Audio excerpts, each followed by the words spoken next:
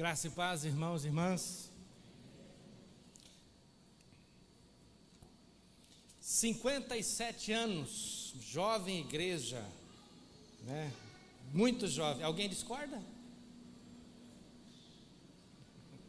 Com certeza não, né? Muito jovem essa igreja, que louvado seja Deus, porém muito forte, né? Abençoada.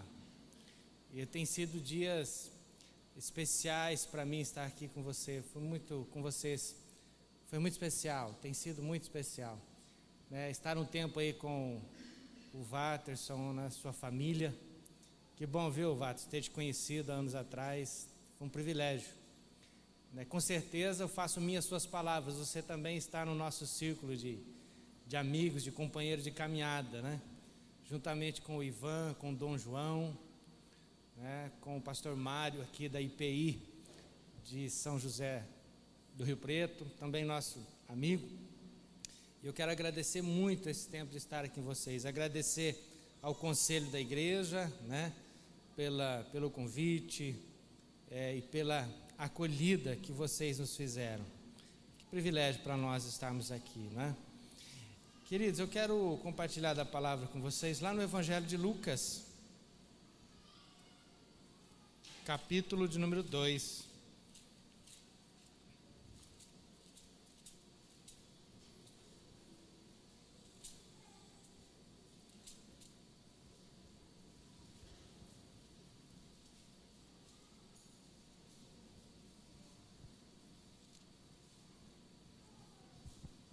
Eu vou pedir para o reverendo Watson ler na sua versão, Rafa, do verso 22 até o verso 35, Lucas, capítulo 2, 22 a 35.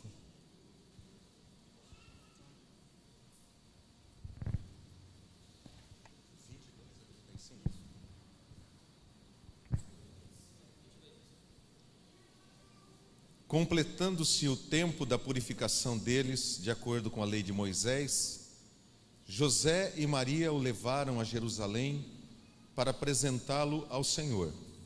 Como está escrito na lei do Senhor, todo primogênito do sexo masculino será consagrado ao Senhor.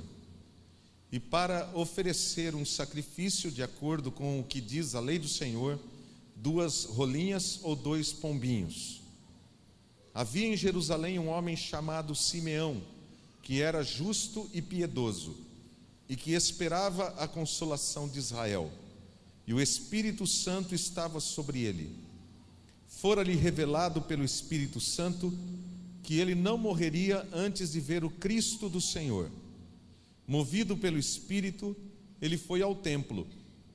Quando os pais trouxeram o menino Jesus para lhe fazerem o que requeria o costume da lei, Simeão o tomou nos braços e louvou a Deus, dizendo: Ó soberano, como prometeste, agora podes despedir em paz o teu servo, pois os meus olhos já viram a tua salvação, que preparaste à vista de todos os povos, luz para a revelação aos gentios e para a glória de Israel, teu povo.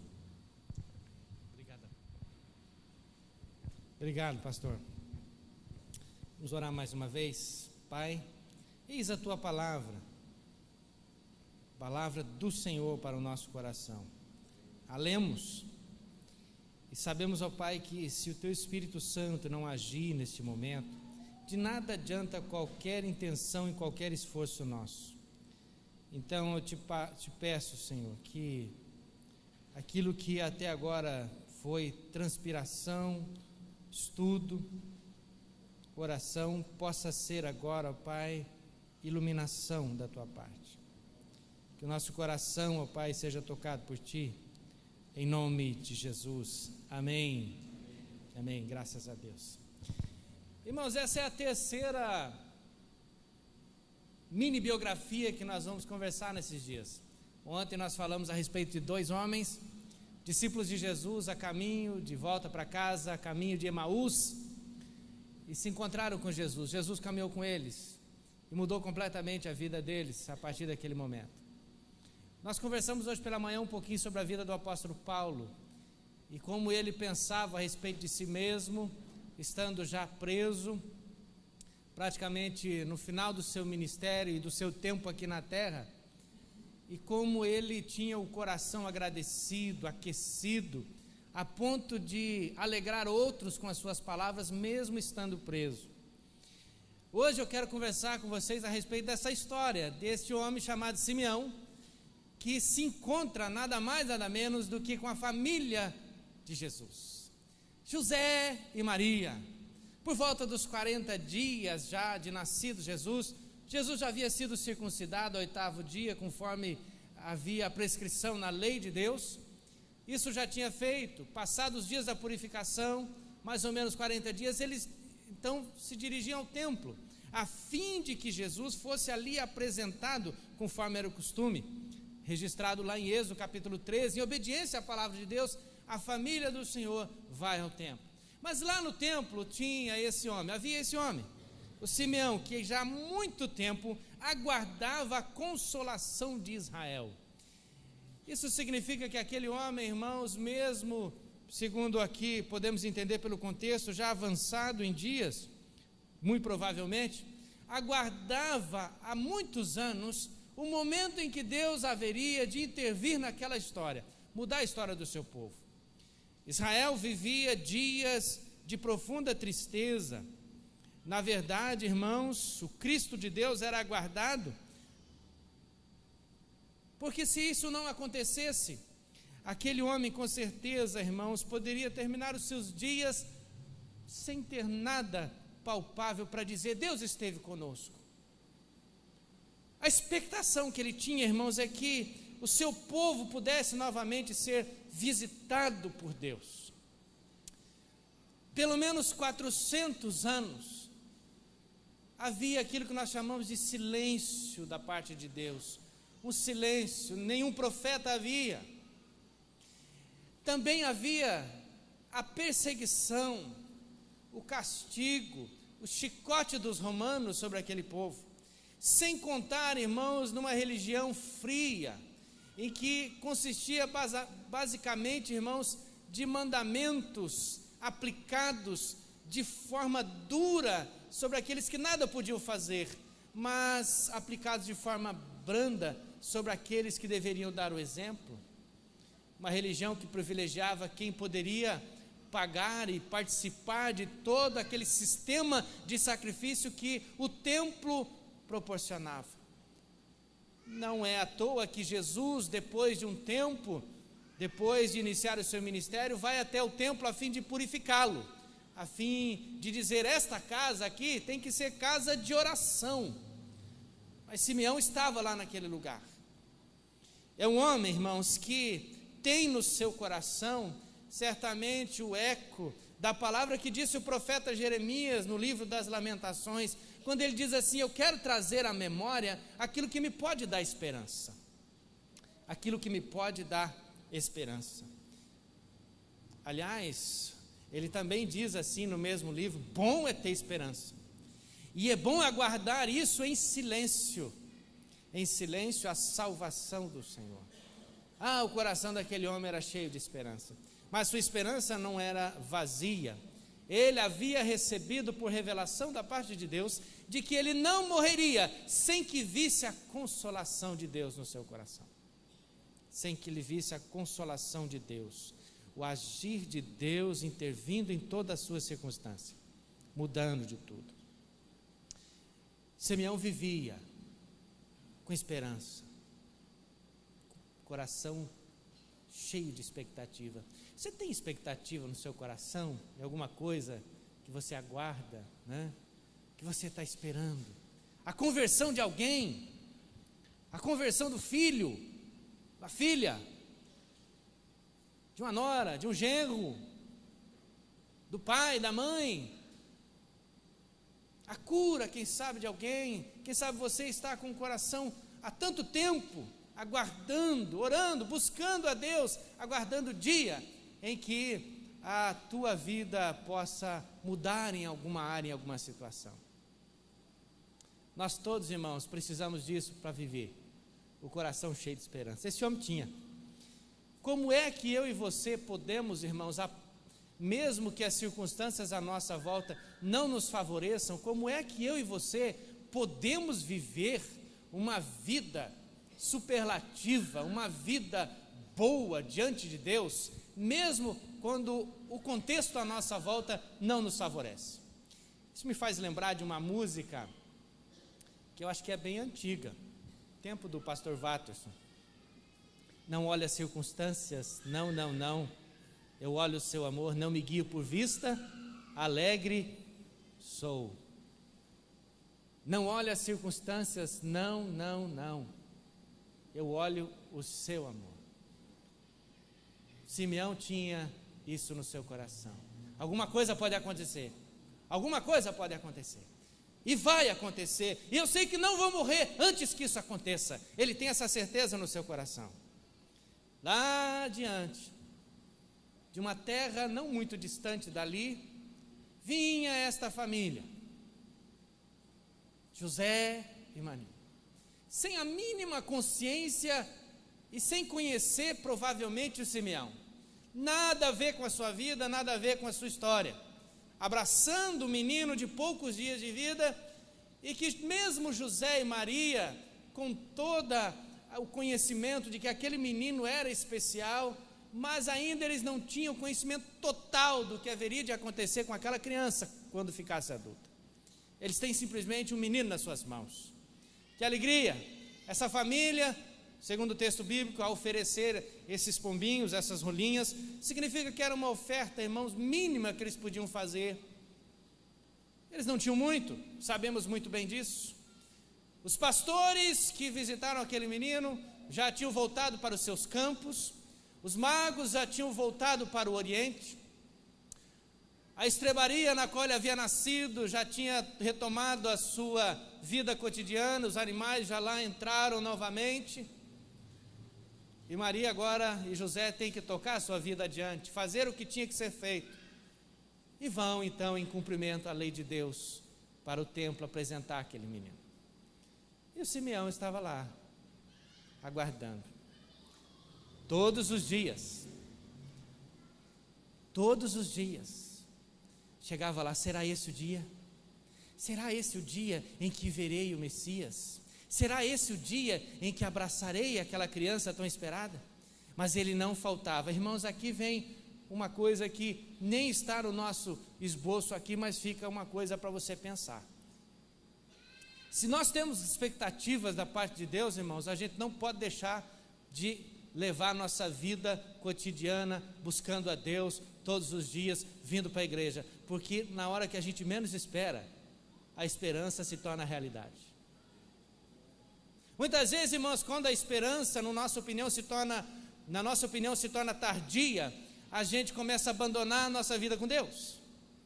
Começamos a faltar um pouco mais nos nossos ofícios, no nosso serviço ao Senhor, começamos a faltar nos cultos, começamos a entrar no desânimo.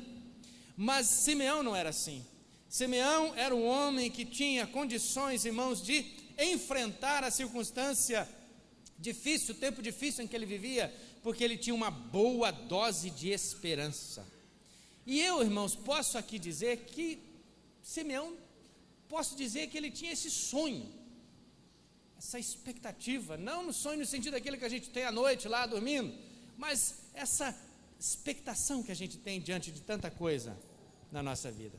Sonhos, projetos, esperanças alimentam a nossa existência, mesmo que nós não tenhamos notoriedade social como Simeão não tinha, um homem simples, mas o seu maior projeto era experimentar a consolação de Israel, e nisso ele se alimentava.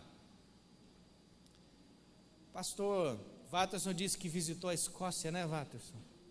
A Escócia, irmãos, tem uma história interessante sobre o presbiterianismo, e um dos pastores que lá viveu, John Knox, tinha uma oração, irmãos, que ele fazia durante toda a sua vida, e ele orava assim: Senhor, dá-me a Escócia ou eu morro. E diz um biógrafo dele, irmãos, que ele aguardava alguns instantes em silêncio e depois dizia a mesma frase: dá-me a Escócia ou eu morro. Aguardava mais alguns instantes e orava de novo: dá-me a Escócia ou eu morro. E diz, irmãos, que a sua esposa achava que ele estava ficando repetitivo, talvez por algum tipo de começo de uma demência, alguma coisa assim, mas não era. É porque ele insistia e sabia que Deus poderia agir tremendamente no seu tempo, na sua história. E ele viveu para ver isso. Ele viveu para ver o Espírito Santo fazendo uma obra tremenda na Escócia, aguardando o agir de Deus. Uma boa dose de esperança. Como é que eu e você podemos se encher de esperança, irmãos? Uma palavra de Deus precisa estar no nosso coração. Está aqui, irmãos, nesse poderoso livro. Aqui, irmãos, nós podemos encher a nossa alma de coisa boa, de expectativa e de esperança. Aqui não tem, irmãos, palavras vazias. Aqui tem verdade de Deus para nós. Mas além de ter uma boa esperança, Simeão também era um homem piedoso. Diz a Escritura que ele, aguardando a visitação, a consolação do Senhor, ele era um homem piedoso e justo.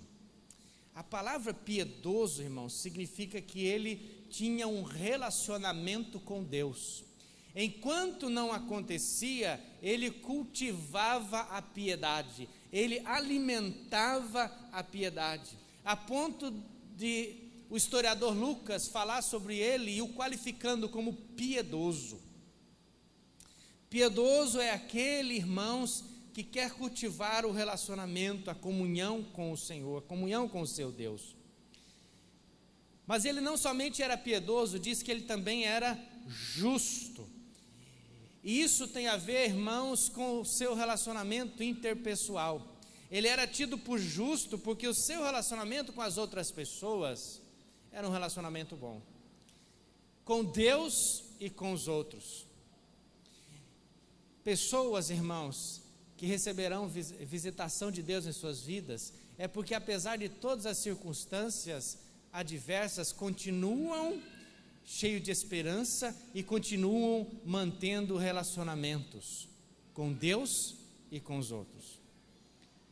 William Hendrickson fala que Simeão se conduzia de tal modo, segundo a sua exegese, Simeão se conduzia de tal modo que sua conduta com respeito aos homens e para com Deus era alvo da aprovação divina. E é por isso que Lucas, inspirado pelo Espírito Santo, assim diz daquele homem: piedoso e justo. Em momentos adversos, irmãos, temos a tendência de abandonar a justiça e a piedade. Em momentos, irmãos, adversos, muitas vezes somos tentados, como aconteceu com o salmista Asaf, no capítulo 73, quando ele, ao ver a prosperidade dos ímpios, começou a perguntar a si mesmo: inutilmente guardei meu coração na inocência. Será que vale a pena continuar sendo crente? Será que vale a pena continuar sendo cristão no mundo de hoje? Será que não vale mais a pena agir como os outros agem, fazer como os outros fazem, pensar como os outros pensam? Mas Asaf, ao entrar no templo, atinou com o fim de todos os ímpios e sua alma foi curada, porque ele diz que Deus põe os ímpios em lugares escorregadios, ou seja, a vida deles não tem segurança. Simeão era um homem que mantinha a sua piedade, o seu relacionamento com Deus e com o próximo. Mas ainda, irmãos, tem uma outra característica de Simeão que o faz fazer a diferença neste mundo tão adverso. Ele, irmãos, tinha uma influência do Espírito Santo na sua vida. Diz o texto bíblico, irmãos, que ele, o Espírito Santo, estava sobre ele, no verso 25. No verso 26 diz que o Espírito Santo revelara-lhe. E no verso 27 diz que ele foi movido pelo Espírito. Por 3 vezes, Lucas registra que aquele homem, irmãos, o Espírito Santo estava sobre ele. O Espírito Santo falava com ele e ele era movido, impelido pelo Espírito Santo de Deus. De alguma forma que eu ainda não entendo, confesso completamente, não entendo completamente, de alguma forma, mesmo antes do Pentecoste, o Espírito Santo estava sobre aquele homem, agindo sobre aquele homem, a fim de que ele mantivesse o coração nas promessas do seu Deus, na revelação do seu Deus. Não existe, irmãos, vida significativa, satisfatória, que agrade a Deus, sem uma busca pelo Espírito Santo de Deus, sem uma vida na dependência do Espírito Santo de Deus. O Espírito Santo, irmãos, não é nenhum privilégio e nenhum monopólio de igreja alguma. O Espírito Santo, a pessoa da Trindade que está em nós, a partir de Atos capítulo 2, em que o Espírito Santo vem sobre a igreja, estaria para sempre com a igreja. A promessa do Consolador da parte de Jesus, enviado da parte dele, é uma promessa para mim e para você. E nós precisamos, irmãos, buscar constantemente a vida no Espírito. É por isso, irmãos, que o apóstolo Paulo aos Efésios nos diz que devemos nos encher do Espírito Santo de Deus. Nos encher do Espírito de Deus. A Bíblia diz que Deus não dá o seu Espírito por medida. O Espírito Santo é uma pessoa, nós não podemos quantificá-lo.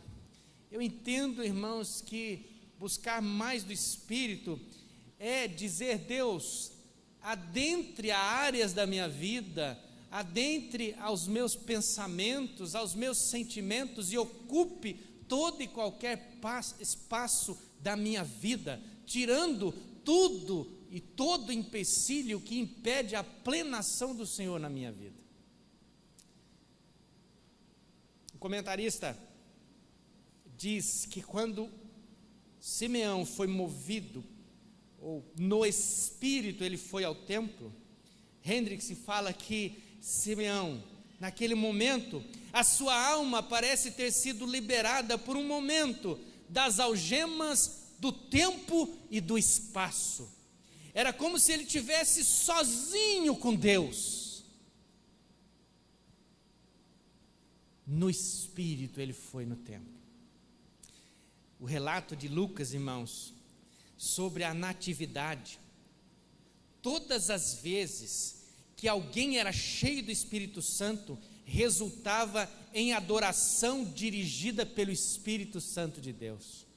E ao estar lá no templo e encontrar aquele menino, Simeão o tomou nos braços e louvou a Deus. E a partir do verso 29 ele canta, irmãos, com alegria ao Senhor. E canta, irmãos, de forma bíblica.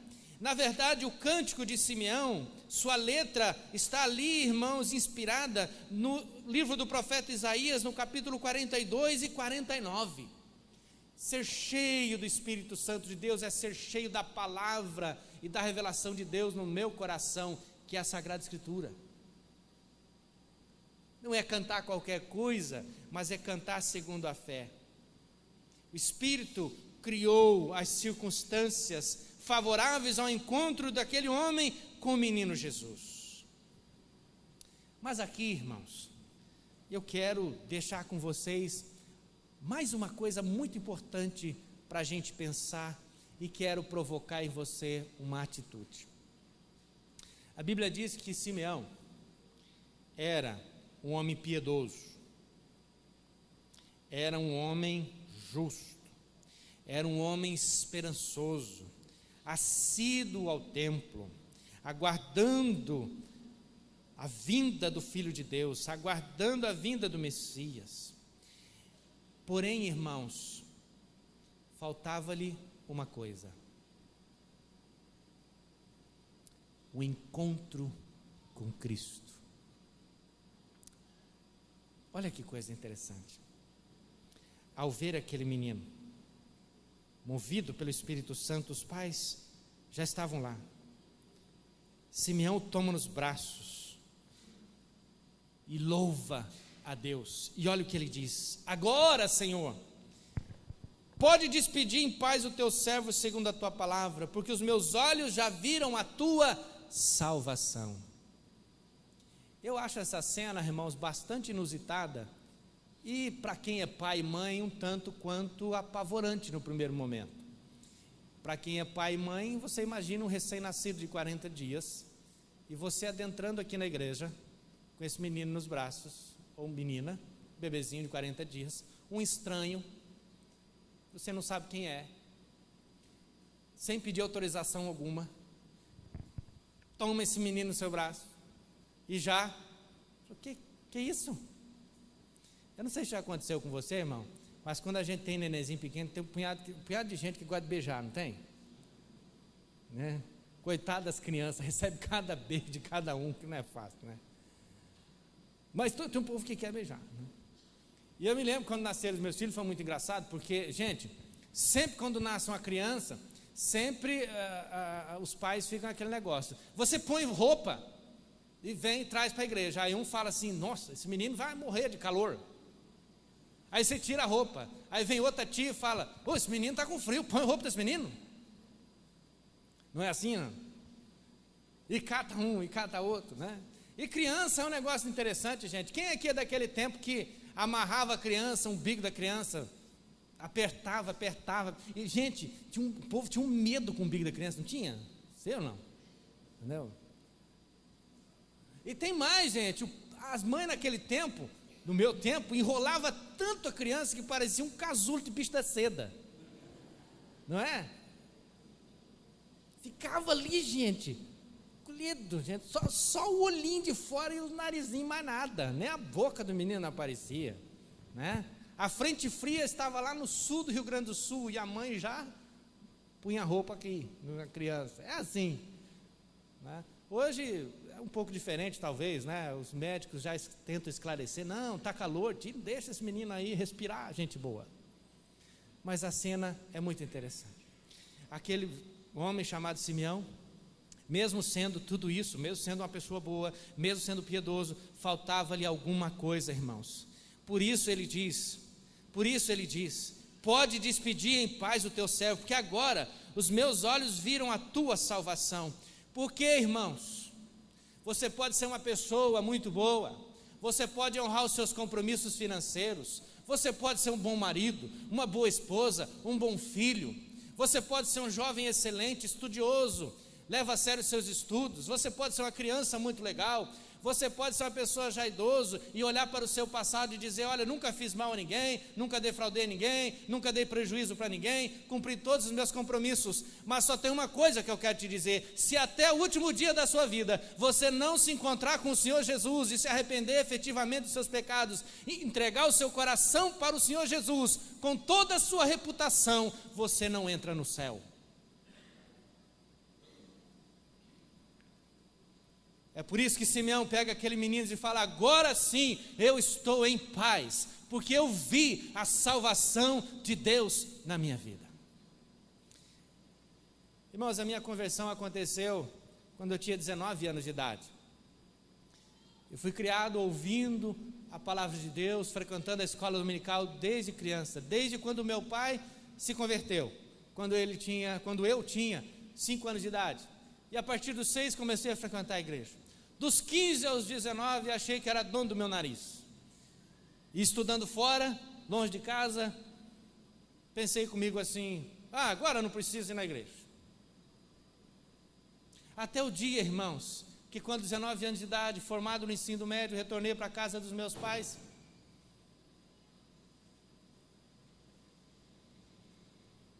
Aguardando alguma coisa acontecer na minha vida, fui tomado por um período de profunda angústia e de tristeza, e logo depois veio uma doença muito séria na minha cabeça. Fui levado para todos os médicos, ninguém descobriu o que era aquela doença. Uma dor infernal na minha cabeça, do lado esquerdo, me tirava a paz, trocando a noite pelo dia. Tomei vários remédios, meu pai e minha mãe já não sabiam o que fazer, até um dia, irmãos, em que sinceramente, eu pensei comigo, Deus, é melhor eu morrer com 19 anos de idade. 19 anos de idade, perdi completamente a esperança da vida, porque não tinha sentido nenhum para eu continuar daquela forma. Meu pai havia se mudado para a cidade de Apucarana, e eu, estando na casa do meu pai, resolvi, de vez em quando, aparecia lá na igreja, mas aquilo não fazia muito sentido para mim. Mas um belo dia, meu pai voltou diferente do culto, eu não tinha ido naquele dia. Meu pai chegou lá e disse assim: meu filho, o pai precisa conversar com você. Eu falei: pois não, pai, eu quero te abençoar. O que está acontecendo com o senhor? Mas o senhor sempre me abençoa. Lá em casa a gente foi criado assim, né? A gente vê o pai pela manhã, mesmo que dorme no quarto do lado, a gente bença pai, bença mãe. Lá em casa é assim, né? A molecada hoje mudou, não tem problema, vai, cada um faz do jeito que achar melhor. Mas nós fomos criados assim. Mas o senhor peça a benção do senhor todo dia. Não, mas essa é diferente. Mas o que o senhor quer? Ajoelha aí. Foi, tá bom, ajoelhei, o pai mandou. Aí ele pôs a mão na minha cabeça e fez uma oração assim. Naquele tempo, doente, do jeito que eu estava, cheio de angústia e dor na minha cabeça, desesperado. Meu pai orou comigo e falou assim: meu filho, eu te abençoo em nome de Jesus. E fez uma oração que eu não lembro bem.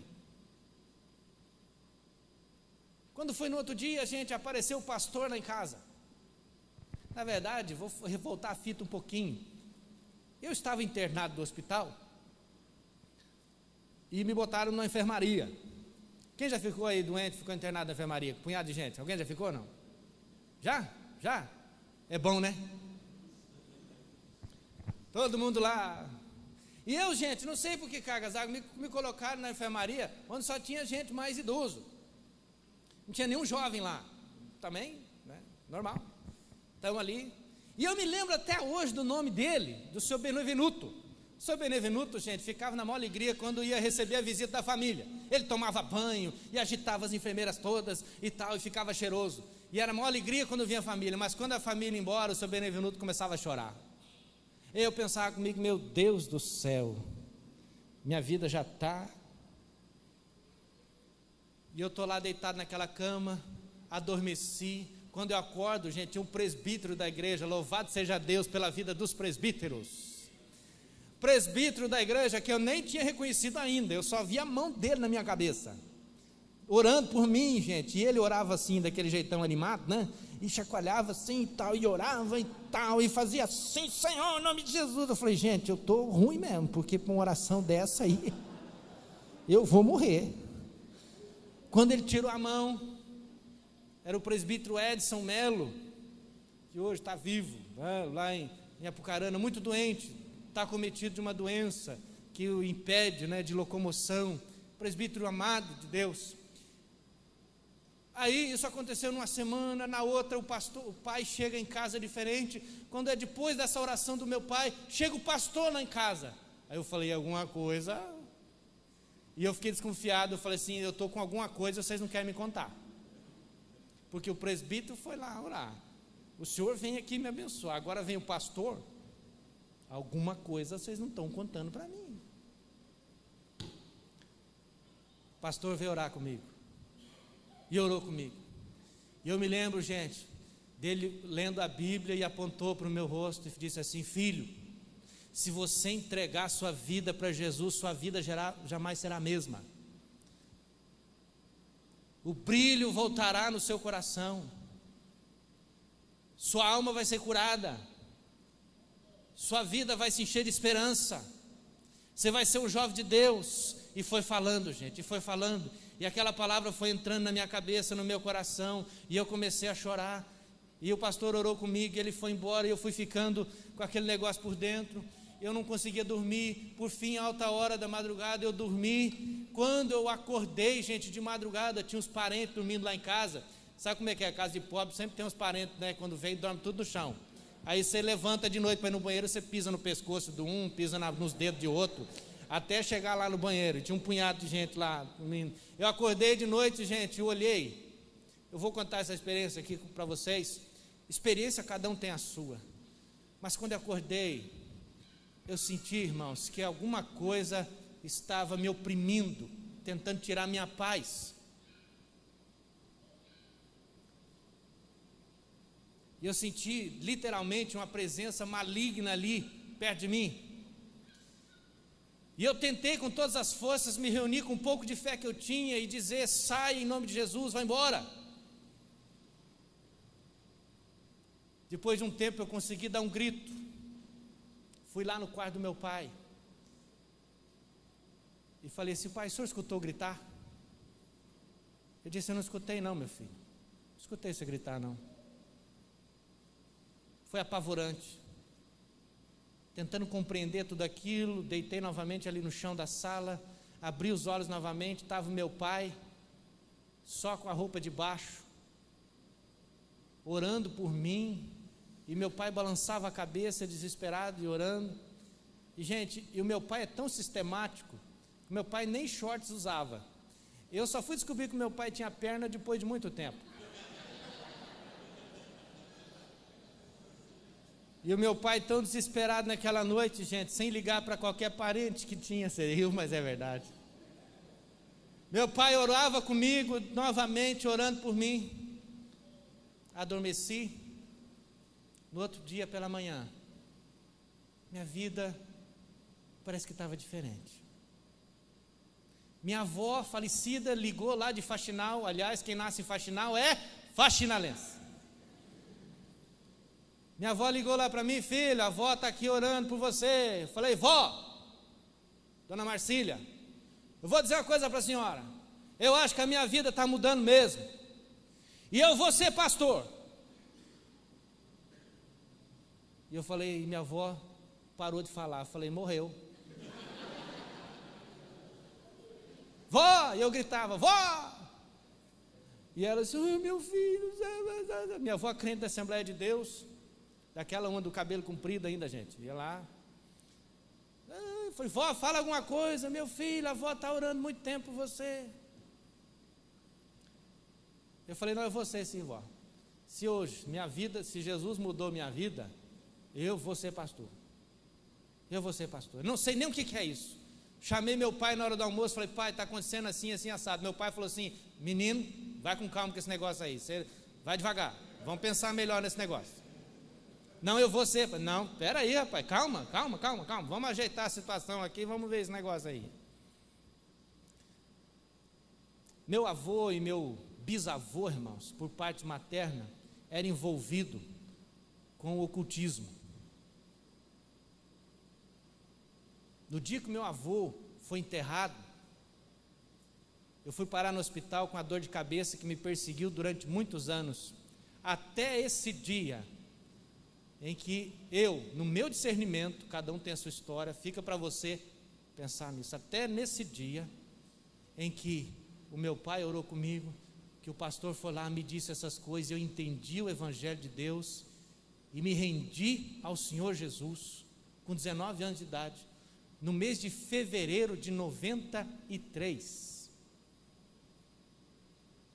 Até esse dia, Satanás tinha poder sobre a minha vida. A partir daquele dia, o domínio dele acabou. Então eu quero dizer uma coisa para você, jovem. Você que é filho da igreja, criado aqui desde criança, hoje é o dia de você se render ao senhorio de Jesus na sua vida. Não deixe para amanhã. Simeão, depois de muito tempo aguardando, com toda a expectativa, no dia em que ele vê Jesus nos seus braços, ele se rende e diz: hoje eu vi a salvação de Deus. A salvação do Senhor está sendo oferecida para você, jovem, todos os dias, para você, adolescente, todos os dias. Você tem ouvido o Evangelho, você tem participado de coisas, de bênçãos que vêm do Evangelho e tem atingido a sua vida. Você casal, você que já é casado, você que já está mais avançado na idade, você que há tanto tempo, quem sabe, frequenta já essa comunidade, mas até hoje não se rendeu efetivamente a Jesus, não procurou o seu pastor para fazer lá o curso de discipulado, passar pelo batismo, ser uma bênção nas mãos do Senhor. Não deixe para amanhã. O Senhor Jesus, irmãos, depois de vários anos, já no seu ministério, findando o seu ministério, ele faz uma belíssima oração, dizendo o seguinte: bem-aventurados aqueles que não viram e creram. Sabe quem são esses bem-aventurados? Eu e você, que não estávamos naquela geração de Simeão, mas pela fé, tudo que Jesus fez pode se tornar realidade na minha vida e na sua vida. Para finalizar, eu quero fazer algumas observações para você que, quem sabe, já há um bom tempo tem caminhado com Jesus. Olhe para os processos de sua vida, tente enxergar como Deus dirigiu o tempo, o espaço, para que você viesse a conhecer Jesus. Da mesma forma, irmãos, que Simeão e a família da fé se encontram geograficamente, no tempo, Deus dirigiu todas as coisas para que Simeão não morresse sem ver Jesus. Lembre como você se converteu. Lembra a pessoa que você conheceu no trabalho, quem sabe? Lembra aquele parente que te apresentou Jesus? Lembra aquela coincidência ou Jesuscidência tão forte que fez com que você se voltasse para o Evangelho? Louvado seja Deus, é Deus agindo na sua vida. Quem sabe você já nasceu numa família da fé, numa família que serve a Jesus. Que privilégio você teve, porque muita gente, irmãos, nasce em lugares no mundo e que nem sequer eles sabem quem é Jesus, e estão perdidos, e você, a salvação está ali, tão diante de você. Olhe para a geografia da sua vida, o mapa da sua existência, e veja como Deus deslocou pessoas, instituições, igrejas, que foram bênçãos e possibilitaram para você o ouvir o Evangelho de Deus.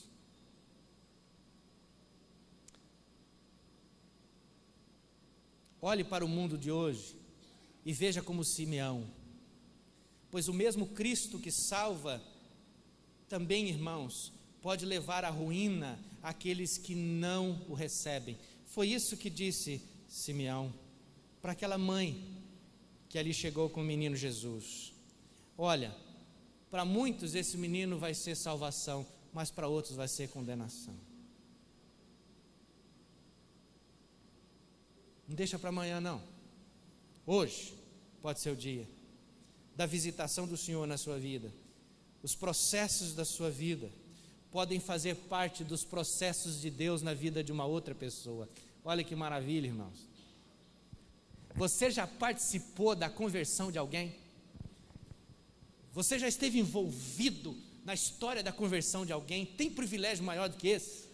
Do que saber que alguém entregou-se para Jesus a partir de um trabalho que você fez, que a tua igreja fez, do folheto que você entregou, da visita que você fez, do texto bíblico que você leu, do exemplo que você deu, da visita que você fez. Que privilégio, que maravilha, irmãos. Esse é o Deus que eu sirvo. O Espírito Santo nos conduz a Cristo. Ser piedoso e justo e frequentar um templo não é suficiente para uma pessoa morrer em paz. Ele precisa do seu encontro com o Senhor Jesus. Esse é o convite que eu quero deixar para você nessa noite. Se você quiser e puder, fechar os seus olhos. Por gentileza.